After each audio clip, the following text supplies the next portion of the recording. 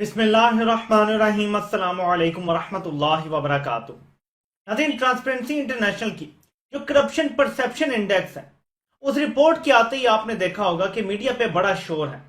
अचानक एक coordinated campaign है और इसकी दाद देनी पड़ेगी, ऐसे ओपोजिशन होनी चाहिए।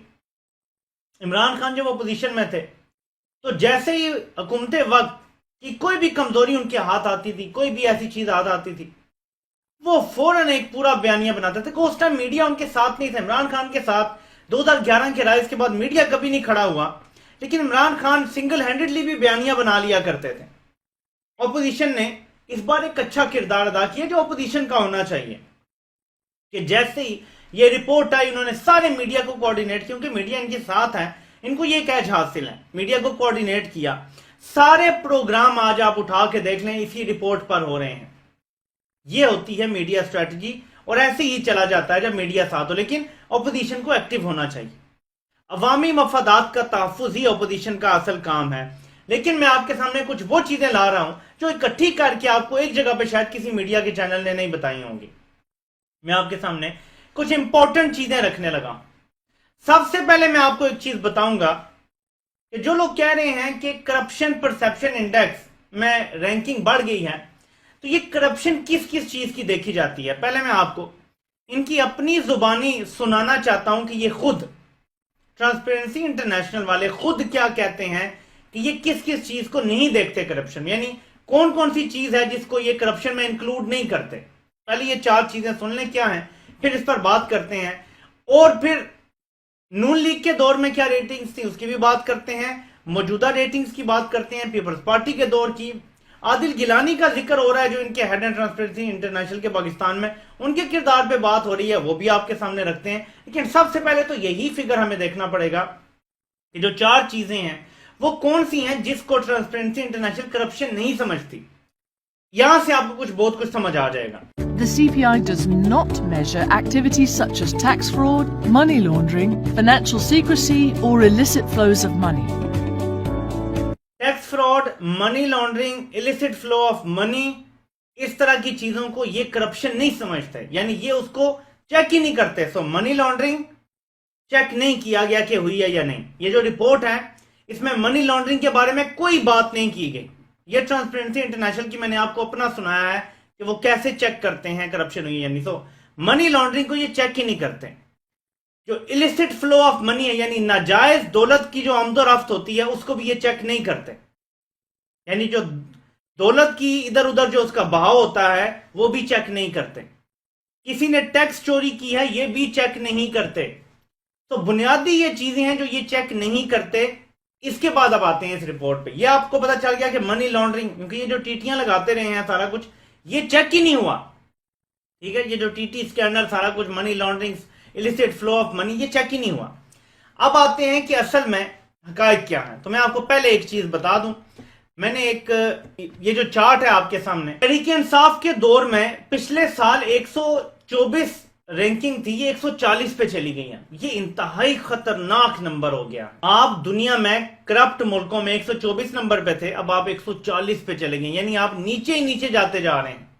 यानी बुनियादी तौर पे अगर सिर्फ ये चार्ट देखा जाए और हमें हकायक अगर पता ना हो तो हम ये समझेंगे कि करप्शन बहुत बढ़ गई है इस मुल्क में। लेकिन अब मैं हकायक आपके सामने रखने जा रहा हूं, और वो हकायक रखने से पहले आपको थोड़ा सा बैकग्राउंड बताना जरूरी समझता हूं। ये चार्ट बड़े गौर से आपने देखना है। इसमें जो येलो में लाइनें हैं ये पीपल्स पार्टी का दौर है, जो ग्रीन में लाइनें आपको नजर आ रही हैं छोटी छोटी, ये नून लीग का दौर है, और जो रेड में आपको लाइनें नजर आ रही हैं ये है तहरीक इंसाफ का दौर। इसको आपने ध्यान में रखना है। इसमें मैं वापिस आता हूं, लेकिन पहले मैं आपको कुछ और दिखाना चाहता हूं। ट्रांसपेरेंसी इंटरनेशनल के जो हेड हैं आदिल गिलानी, उनको नवाज शरीफ ने अपने दौर में सर्बिया का सफीर लगाया था। इसके हवाले से मजीद क्या क्या है खबरें ये चेक करें। Appointment of Adil Gilani, more proof of nepotism cronyism, ये सारा कुछ देखें। Syed Ali Gilani new ambassador of Pakistan diplomacy and commerce, की आप खबर देखें। ये सारी 2016-17 की खबरें हैं जो आपके सामने हैं। Transparency international Pakistan, Syed Ali Gilani was chairman and then advisor to Nawaz Sharif. जिस बंदे ने ये रिपोर्ट बनाई है वो नवाज शरीफ के दौर में सफीर रहा, नवाज शरीफ का एडवाइजर रहा, चेयरमैन रहा इदारे का। तो बुनियादी तौर पे ये ऐसा ही है जैसे जज शमीम एक रिपोर्ट लिख के ले आए और कहे जी कि ये रिपोर्ट है इमरान खान के खिलाफ। ये चीज जरा समझ लें, फिर बाकी बातें बाद में करते हैं। अब इमरान खान की कुछ वीडियोस दिखाई जा रही हैं कि इमरान खान ट्रांसपेरेंसी इंटरनेशनल की जब भी रिपोर्ट आती थी प्रेस कॉन्फ्रेंस करते थे। 2004 की वीडियोस दिखाई जा रही हैं, 2008 की, 2009, 10 की, 11, 12, 13 तक वीडियोस इमरान खान की चल रही हैं। तो मैंने एक रिक्वेस्ट की है कि मुझे इमरान खान की 2015, 16, 17 की वीडियो दिखाएं जब ट्रांसपेरेंसी इंटरनेशनल की रिपोर्ट आई हो और इमरान खान ने प्रेस कॉन्फ्रेंस की हो। आपको यकीनन नहीं मिलेगी वीडियो। उसकी वजह क्या है? अब हम वापिस आते हैं, जब हमने एक एस्टेब्लिश कर लिया कि ट्रांसपेरेंसी इंटरनेशनल का जो हेड है वो नवाज शरीफ के इंतहाई करीब रहा है। नवाज शरीफ ने उनको सफीर लगाया, अपना एडवाइजर लगाया, अपने बड़े करीब रखा। PMLN गवर्नमेंट एडमिट्स इन सेनेट, यानी नून लीग की हुकूमत सेनेट में ये एतराफ करती है कि जो गॉड फादर है इंटरनेशनल ट्रांसपेरेंसी का, Adil Gilani, has been located working in office of PM commission. Prime minister commission के ऑफिस में बाकायदा ऑफिस दिया हुआ था आदिल गिलानी को नवाज शरीफ ने। अब ये जरा इसको समझ लें, इसके बाद अगली चीज आपको समझ आएगी। ट्रांसपेरेंसी इंटरनेशनल की दुकान पीपल्स पार्टी के दौर में चमकी थी। गौर कीजिएगा इस बात पे, क्योंकि मैं आपको इसके सबूत दिखाने लगा हूं। जब ये चीफ जस्टिस को खत लिखती थी, नवाज शरीफ ने करप्शन को इंस्टीट्यूशनलाइज किया और ट्रांसपेरेंसी इंटरनेशनल को भी पैकेज दिया और आदिल गिलानी को सफीर बना दिया। ट्रांसपेरेंसी इंटरनेशनल को वज़ीर-ए-आज़म ऑफिस में दफ्तर दिया गया था। ये रऊफ क्लास्ट्रा की आज की बात है, रऊफ क्लास्ट्रा की, ठीक है। उन्होंने इस पे प्रोग्राम में भी आज खुल के बात की। रऊफ क्लास्ट्रा क्योंकि ट्रांसपेरेंसी इंटरनेशनल पे एक स्टांस रखते हैं पक्का, तो मैं आपको इसलिए दिखा रहा हूं कि वो बदला नहीं। हालांकि आपको पता है कि कोई इमरान खान के साथ उनकी कितनी सी मोहब्बत है, ये आप अच्छी तरह जानते हैं, कितनी उन्होंने तनकीद की है। तो इसलिए आपको ये दिखाना अप्रोप्रिएट था, क्योंकि आगे जो मैं आपको अब दिखाने लगा दोबारा इस चार्ट पे वापस आएंगे तो आपको कहानी और खेल समझ आ जाएगा। मैंने आपको बताया था कि नून लीग ने पीपल्स पार्टी के खिलाफ एक डॉक्ट्रिन इस्तेमाल की थी जिसे शरीफ डॉक्ट्रिन का नाम दिया गया है और बड़ा अच्छा नाम दिया गया है। यह डॉक्ट्रिन थी कि आसिफ जरदारी के अंडर जो हुकूमत है इसको हमने इतना करप्ट साबित करना है, इतना चारों तरफ से इस पे अटैक करना है कि इनका खात्मा हो जाए, और ये नून लीग ने कामयाबी से किया। पीपल्स पार्टी अगर आज सिर्फ अंदरूने सिंध की जमात बन के रह गई है तो उसकी वजह ये नून लीग का जबरदस्त बयानिया था और एक कोऑर्डिनेटेड कैंपेन थी मीडिया के जरिए और ऐसे इदारों के जरिए उनको डिस्क्रेडिट करने की। नून लीग हर तरह से, हर लिहाज से पीपल्स पार्टी से ज्यादा करप्ट जमात है। हर तरह से, हर लिहाज से इन्होंने ज्यादा करप्शन की है। लेकिन अब आप आ जाएं कि आदिल गिलानी को जब सफीर लगाते हैं, जब आप PM ऑफिस में जगह देते हैं, तो रिपोर्ट देखें जरा। पीपल्स पार्टी के दौर में करप्शन रैंकिंग 139, यानी जैसे पीपल्स पार्टी की 2008 में गवर्नमेंट आई, नवाज शरीफ की डॉक्ट्रिन स्टार्ट हुई और इनकी हुकूमत को रगेदना शुरू किया गया मीडिया में। यहां मैं आपको सिर्फ शरीफ डॉक्ट्रिन का समझा रहा हूं, जरदारी कोई कम करप्ट नहीं है, ये सारे बराबर के, लेकिन मैं आपको डॉक्ट्रिन समझाने की कोशिश कर रहा हूं।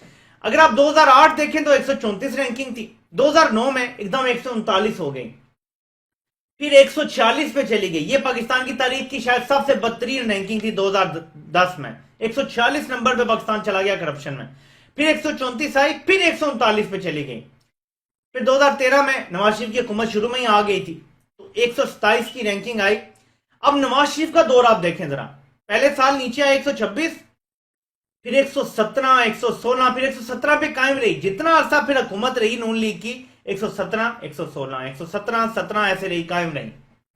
ये कैसे है नाज़रीन? ये जराए मैं आपको बता चुका हूं। जब आप किसी को PM ऑफिस में ऑफिस बना देते हैं तो आपकी रैंकिंग बड़ी अच्छी आना शुरू हो जाती है। जब आप किसी को सफीर लगा देते हैं तो आपकी रैंकिंग अच्छी आना शुरू हो जाती है। यह शरीफ डॉक्ट्रिन है कि लोगों को इतना ममनून कर लो कि वो आपके खिलाफ रिपोर्ट ना दे सकें। अब मैं आपको सिंपल इसकी एक मिसाल देता हूं। ये जो मकसूद चपड़ासी है, आपको पता है ये टीटियां कब लग रही थी? ये इसी दौर में लग रही थी, जिस दौर में सारी टीटियां लग रही थी, जिस दौर में मुबैना किक बैक के पैसे लिए जा रहे थे, उस दौर में रिपोर्ट आती है कि करप्शन कम हो गई है। किसकी? ट्रांसपेरेंसी इंटरनेशनल पाकिस्तान चैप्टर की। आदिल गिलानी साहब जो नवाज शरीफ के ममनून हो चुके थे, नवाज शरीफ उनको सफीर भी लगा चुके थे, नवाज शरीफ उनको अपने PM ऑफिस में दफ्तर भी बना के दे चुके थे और हर किस्म के एहसानात किए जा चुके थे। आपको मैं फर्क सिर्फ समझाने की कोशिश करता हूं कि क्या है। यह आपको सफेद बालों वाले वज़ीर-ए-आज़म इमरान खान के सामने आदिल गिलानी साहब नजर आ रहे हैं। आपको इसमें एक बड़ी खास चीज नजर आएगी और वो चीज यह है कि वज़ीर-ए-आज़म के सामने तो चाय का कप पड़ा है, आदिल गिलानी के सामने चाय का कप भी नहीं पड़ा हुआ। इसको हम और तरह से देखें तो ज़ाहिर इन्हें भी चाय मिलनी चाहिए, हो सकती है वज़ीर आज़म पहले से पी रहे होने, इनके लिए मंगवाई हो बाद में, लेकिन इस वक्त तक कुछ भी नहीं पड़ा हुआ। वो नवाज शरीफ जो वज़ीर आज़म हाउस में ऑफिस बना के देता है और इमरान खान जब आते हैं तो आदिल गिलानी को चाय का कप भी नहीं पूछा जाता, तो फिर रिपोर्टें खिलाफ ही आया करती हैं। ये हैं वो जराए जिसकी वजह से ऐसी रिपोर्ट्स आती हैं। तो आपके सामने पहले मैंने ये चीजें रख दी। ये मैंने आपको सिर्फ इसलिए बताया है क्योंकि वीडियो के शुरू में मैं आपको हकाइक भी बताता हूं। पाकिस्तान में करप्शन का जो परसेप्शन है वो वाकई बड़ा है। अब आते हैं हकाइक पे सारी बात करते, मैं आपको अपनी भी राय देता हूं ना, आपको अवामी जो राय है वो भी बताता हूं। करप्शन का जो परसेप्शन है ना वो वाकई बड़ा है। अगर आप लोगों से पूछे तो वो ये कहेंगे कि क्या किसी को सजा हुई? इमरान खान ने जो नारे लगाए थे कि मैं इसको नहीं छोड़ूंगा उसको नहीं छोड़ूंगा, नवाज शरीफ तो लंदन में बैठा हुआ है, तो क्या किया है? मरियम बाहर बैठी है, शहबाज बाहर बैठा है, जरदारी बाहर बैठा है, फरियाद तालपुर बाहर बैठी है, हमदा शहबाज बाहर बैठा है, सारे बाहर, जिस जिस पे केस से सारे बाहर बैठे हैं। तो हकीकी मानो में साहब के नारे को बड़ा धचका लगा, बड़ा झटका लगा। फिर जिस मुल्क की अदलिया 128 नंबर पर होगी वहां पे ट्रांसपेरेंसी इंटरनेशनल की रिपोर्ट आपको कोई नंबर 1 तो नहीं करार देगी ना, आपको फर्दर ही डाउन करेगी। अदलिया जिस तरह से कंप्रोमाइज्ड है पाकिस्तान में, जिस तरह से केसेस चल रहे हैं और लटक रहे हैं, ज़ाहिर ऐसी रैंकिंग आनी है। फिर एक और चीज समझ लें, ट्रांसपेरेंसी इंटरनेशनल की रिपोर्ट को थोड़ी देर के लिए साइड पे रखते हैं। इमरान खान ने तो 2 दिन पहले बात की थी कि मैं साहब उस तरह नहीं कर सकी, और फिर अदालतों को कहा था कि खुदा का वास्ता है रहम करो, इनके केसेस रोजाना की बुनियाद पे सुनो। तो इमरान खान को तो ये बात पता है। इमरान खान एक बात अपनी हर तकरीर में करते हैं कि कानून की बालादस्ती जब तक नहीं होगी मुल्क आगे नहीं बढ़ सकता। ये जो ट्रांसपेरेंसी इंटरनेशनल की रिपोर्ट है ना, जिसमें एक इकोनॉमिस्ट आई थिंक कोई वो है, उसमें उन्होंने जो मैं स्कोर कम किया, बाकी 7 ने आई थिंक स्कोर बराबर रखा है, एक ने स्कोर में कमी किया और उसी की वजह से रैंकिंग चेंज हुई है। वो जो उन्होंने रैंकिंग चेंज की उसमें बड़ी इंपॉर्टेंट उन्होंने अहमियत दी है कानून की बालादस्ती को। क्या ये बात हमें नहीं पता? क्या ये रोज वज़ीर आज़म नहीं कहते कि कानून की बालादस्ती नहीं, गरीब के लिए एक कानून है, अमीर के लिए एक कानून है? क्या यह दुरुस्त नहीं है? क्या हम देख नहीं रहे कि जितने भी गरीब मुर्गी चोर हैं वो जेलों में पड़े हुए हैं और बड़े ताकतवर बाहर दंदनाते फिर रहे हैं? ये बात दुरुस्त है। पाकिस्तान का करप्शन का परसेप्शन ज्यादा बड़ा है। उसकी वजह यह है कि लोगों को उम्मीद यह थी कि इमरान खान आएगा तो वो चीफ जस्टिस के भी इख्तियारात होंगे, उसके बाद आर्मी चीफ के भी इख्तियारात होंगे, उसके बाद चेयरमैन नैब के भी इख्तियारात होंगे, उसके बाद FIA के भी, यानी हर चीज इमरान खान करके सबको टांग देगा। वो नहीं हुआ। हमारी ये सोच कितनी दुरुस्त थी या नहीं ये साइड पे रखें, उम्मीद हमारी सबकी ये थी कि इमरान खान आते ही सबको टांग देगा, वो नहीं हुआ। तो करप्शन परसेप्शन जो है वो ज़ाहिर ऐसे ही बनता है। फिर एक और चीज, तमाम सिर्फ 4 सूबों के लोगों से सवाल किया गया है। क्या आपने ये गौर किया? और 1600 लोगों से टोटल सवाल पूछा गया। पूरे 22 करोड़ के मुल्क में 1600 लोगों से सवाल पूछा गया, जिसका ये परसेप्शन इंडेक्स बना है। हर सूबे से 400 लोगों से सवाल पूछा गया है। मैं आपको एक मिसाल देता हूं, टोटल पूरे पाकिस्तान में 450 औरतों से सवाल पूछा गया है। पूरे पाकिस्तान 22 करोड़ लोगों की आबादी में 450 औरतों से सवाल पूछा गया, या 427, और उन्होंने ये जो जवाब दिया उस पर ये रिपोर्ट बन गई। यहां समझ लें जरा, क्या सिंध में पीपल्स पार्टी की हुकूमत नहीं है?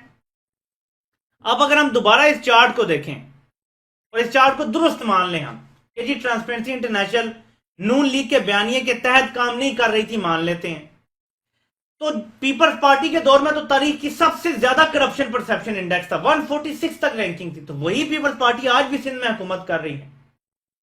तो अगर सिंध के लोगों से सवाल किया होगा तो मैं समझता हूं कि 400 लोगों से हर सूबे में ना, 1600 से टोटल सवाल किया गया है 4 सूबों में, 400 सिंध, 400 पंजाब, 400 KP, 400 बलोचिस्तान। मैं समझता हूं कि सिंध में 400 के 400 लोगों ने कहा होगा करप्शन बढ़ी है। उसका असर जाहिर है इस रिपोर्ट पर भी आएगा। अगर आप इसको सारा दुरुस्त मान लें तो हमारे सामने है। आज के दिन नैब ने पकड़ा है, पता नहीं वो एक मामूली सा अफसर पकड़ा गया है और उसके सोने और इतना पैसा निकला है कि मशीनें मंगवानी पड़ गई हैं गिनने के लिए। ये करप्शन इसी मुल्क में हो रही है। इदारों में लोग बैठे हुए हैं जो सरकारी अफसर, सबसे ज्यादा सिंध में उन्होंने प्ली बार्गेन किया है, सबसे ज्यादा प्ली बार्गेन हुआ है सिंध के ऑफिसर्स का। तो ये इदारों में करप्शन हो रही है। फिर एक और चीज, हमारी ब्यूरोक्रेसी में करप्शन कैसे बढ़ी है मैं आपको बताता हूं। कहते हैं जी बड़ी सख्ती हो गई है, इमरान खान की हुकूमत आ गई, अब हम ज्यादा पैसे लेंगे। रिश्वत का रेट क्यों बढ़ा है? इसलिए नहीं कि हुकूमत ने कहा ज्यादा रिश्वत लो। आप किसी दफ्तर में जाते हैं, वो कहते हैं जी सख्ती बढ़ गई है, अब हम बड़ा रिस्क ले रहे हैं तो रेट बढ़ गया है, अब ये बात करके ज्यादा रिश्वत ले रहे हैं। इससे भी परसेप्शन बनता है। ये सारी चीजें सामने रखें, किसी एक को सजा नहीं हुई नवाज शरीफ के दौर में। और मैं यहां एक बात करना चाहता हूं, वैसे तो नून लीग का बयान ये है ना कि उनके खिलाफ साजिश हुई थी, मैं इसको दूसरे एंगल से देखता हूं। नवाज शरीफ इतना ईमानदार चोर था कि अपने खिलाफ जीआईटी बनवाई, फिर खुद को और अपनी बेटी को अपने ही दौर में सजा दिलवाई और जेल चला गया। ये तो बड़ी जबरदस्त बात है और इसकी हमें तारीफ करनी चाहिए कि नवाज शरीफ ने एक शफाफ इंक्वायरी करवाई अपने दौर में और अपने आप को फेयर तरीके से सजा दिलवाई कि वो गुनाहगार था। ये लादा बात है कि बाद में जेल उसे बर्दाश्त नहीं होती तो वो फिर डील करके लंदन फरार हो गया, लेकिन अपने दौर में उसने डायरेक्ट जीआईटी बनवाई, सारा कुछ किया। तो ये तो हुआ नवाज शरीफ के दौर में, नवाज शरीफ को सजा हुई। इमरान खान के दौर में किसी को भी सजा नहीं हुई। और ये है असल तकलीफदेह चीज। नवाज शरीफ का एक केस जरूर डिसाइड हुआ है इमरान खान के दौर में, लेकिन वो पहले से चल रहा था और ऑलमोस्ट डन डील थी। जो लजीजिया मिल का केस था वो तो डन डील थी ऑलमोस्ट, लेकिन उसके अलावा नवाज शरीफ के किसी केस के अलावा किसी का फैसला नहीं हुआ। तो अब अगला 1.5 साल है इस हुकूमत के पास।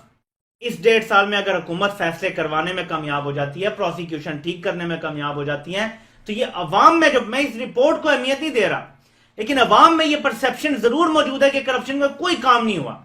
आप जिससे सवाल करेंगे ये कि यार कौन पकड़ा गया है, क्या फायदा हुआ है, कुछ लूटी दौलत कितनी वापस आई है बताओ हमें, यही सारे बात करते हैं। और ये दुरुस्त परसेप्शन है। हुकूमत को इस पे गौर करना पड़ेगा, सोचना पड़ेगा कि कहां वो नाकाम हुए हैं। ये जो ढीलें अगर होती हैं, अगर कोई बीच में रुकावट डाल रहा है तो अवाम को तो बता दें, खुदा के लिए अवाम को तो ट्रक की बत्ती के पीछे ना लगाएं, हमें बताएं तो सही कि कौन रुकावट बना हुआ है। मरियम नवाज के केस में नैब मीडिया पे बैठे हुए एंकर्स बात कर रहे हैं कि नैब वालों को फोन जा रहे हैं कि आप फोन करके बता दें या रिटर्न दे दें कि आपको कोरोना हो गया है। तो नैब के प्रोसिक्यूटर कोरोना की वजह से नहीं जा रहे मरियम के केस में, एग्जांपल दे रहा हूं आपको। हमें पता तो चले कि क्या है, क्या ये वाकई कोरोना हुआ है या कोई नजरिया जरूरत सामने आ रहा है, कुछ पता तो चले। और मैं फिर अदलिया से कहूंगा 6 बड़े मुजरिमों को आप टांग दें, यानी जो उनके जुर्म है उन पर उन्हें सजा दे दें। हमारी ट्रांसपेरेंसी इंटरनेशनल की जो रिपोर्ट है ना, अगले साल हम टॉप 100 में आ जाएंगे, इतनी इंप्रूव कर जाएगी। प्रोसिक्यूशन कमजोर, किसी केस का फैसला नहीं, अदालतों से रिलीफ अगर डाकुओं को मिलेगा। और फिर इस हुकूमत के खिलाफ एक और जो चीज जाती है, आटे की रिपोर्ट आई, चीनी की रिपोर्ट आई, पेट्रोलियम के बहरान की रिपोर्ट आई, लेकिन जो लोगों के खिलाफ प्रोसिक्यूशन उसमें स्टे हुए हैं। अब मैं एक और चीज आपको बता दूं कि कार्टलाइजेशन कैसे होती है। 800 से ज्यादा स्टे मिले हुए हैं। जो कंपटीशन कमीशन ऑफ पाकिस्तान का काम है कि नजर रखना और अवामी मफादात को तहफ्फुज देना, अदालतों ने 800 से ज्यादा स्टे दिए हुए हैं। अवाम का 250 अरब रुपया फंसा हुआ है। ये भी ज़ाहिर ऐसी चीजें रिपोर्टों में शामिल होती हैं। तो मैं सारी चीजें एज अ होल आपको बता रहा हूं कि सिचुएशन कोई रोजी पिक्चर नहीं है। करप्शन के हवाले से काम तब हमें नजर आएगा होता हुआ जब सजाएं होंगी इनको। और इसीलिए मैं तमाम इदारों से दस्तपस्ता गुजारिश करता हूं, जब तक बड़े लोगों को आप पकड़ेंगे नहीं, नीचे से करप्शन खत्म नहीं होगी। रिश्वत लेने वाला तब रिश्वत लेना छोड़ेगा जब ऊपर वाले बड़े डाकू को आप पकड़ के सजा दे देंगे और वो जेल में ही रहेगा, ना कि अस्पतालों में अयाशी कर रहा होगा या लंदन में बैठा होगा। तो देखते हैं कि इसके हवाले से क्या होता है। मैंने काफी सारे पहलू कवर करने की कोशिश की है, ज़ाहिर है मैं सारे पहलू तो कवर नहीं कर सकता, लेकिन ज़ाहिर परसेप्शन अवाम में ठीक नहीं है करप्शन के हवाले से, और ये बात बिल्कुल दुरुस्त है। क्योंकि इस रिपोर्ट में जो कुछ आया, मैं आपको पहले भी बता चुका हूं कि इमरान खान की जो वीडियोस लगा रहे हैं, ट्रांसपेरेंसी इंटरनेशनल को मेरी राय में उस टाइम नून लीग इस्तेमाल कर रही थी पीपल्स पार्टी के खिलाफ, और इमरान खान उस पर प्रेस कॉन्फ्रेंस करते थे क्योंकि उन्हें लगता था कि ट्रांसपेरेंसी इंटरनेशनल की रिपोर्ट आ रही है, ये 100% दुरुस्त है। लेकिन नून लीग के दौर में मिराक्युलसली अचानक ये ग्रीन लाइन देखे एकदम करप्शन नीचे चली गई। यानी जिस दौरान टीटियां भी लग रही हैं, किकबैक्स भी लिए जा रहे हैं, हर चीज में करप्शन बढ़ गई, कर्जे पाकिस्तान के तारीखी बढ़ गए, डबल हो गए, वो हमें बता रहे हैं कि करप्शन नीचे चली गई क्योंकि वज़ीर आज़म ऑफिस में बैठे हुए थे। ये सारी चीजें जब आप देखते हैं तो आपको पता चलता है कि नून लीग को, मैंने जैसे आपको खबर दी थी कि ये जो हायर करते हैं ना कंपनियां जो सिखाती हैं परसेप्शन बिल्ड करने के लिए, आपने कैसे इलेक्शन में जाना है, कैसे अपना आवाम में परसेप्शन बिल्ड करना है, इनको बताया गया था कि इमरान खान से आप सिर्फ एक सूरत में जीत सकते हैं, अगर आप इमरान खान को करप्ट साबित करने के लिए कुछ ना कुछ बयानियां बना लें। ये उसी का हिस्सा है, बस इसको समझ लें। नून लीग की जीत इसी में है कि किसी तरह से अवाम में ये परसेप्शन बन जाए कि इमरान खान भी इन्हीं की तरह नमक में नमक हो गया, वो भी करप्ट है। ये जब रिपोर्टें ऐसी आती हैं तो मैं पहली चीज यही देखता हूं कि ये अपने बयानिए पे चल रहे हैं कि ये वो हशर करना चाहते हैं तहरीक इंसाफ का, जो ये पीपल्स पार्टी का कर चुके हैं। इन्होंने ऐसा एक बिल्ड किया मीडिया को साथ मिला के तब कि पीपल्स पार्टी बिल्कुल खुड्डे लाइन लग गई। ये वही तारीख दोहरा रहे हैं और ये बाद में 2-2.5 साल से कर रहे हैं। रिपोर्ट तो ये वाली अब आई है, इससे पहले कोई इतनी खास कोई ऐसी चीज ये कर नहीं पाए थे, लेकिन मुसलसल एक बयानिया ये बिल्ड कर रहे हैं। कभी एक बंदा लॉन्च होता है, कभी दूसरा लॉन्च होता है और साथ साथ ऐसी चीजों से भी मदद दी जाती है। लेकिन अच्छा काम है, अपोजिशन ने आज कोऑर्डिनेटेड तरीके से अटैक किया है। हुकूमत को अटैक करेगी अपोजिशन तो हुकूमत अपने सही काम करेगी ना। अटैक लाजमी करें, मैं अपोजिशन को मैं साथ हूं, अटैक करें हुकूमत को, कहें जी करो, करप्शन खत्म करके दिखाओ, हम सारे जोर लगाएंगे तो करप्शन पे काम होगा ना। ये काम है अपोजिशन का और अपोजिशन को करना चाहिए। आपसे इंशाल्लाह फिर मुलाकात होती है। अल्लाह पाक आप सबका हामी नासिर हो। आप सबकी सुनने का बहुत बहुत शुक्रिया।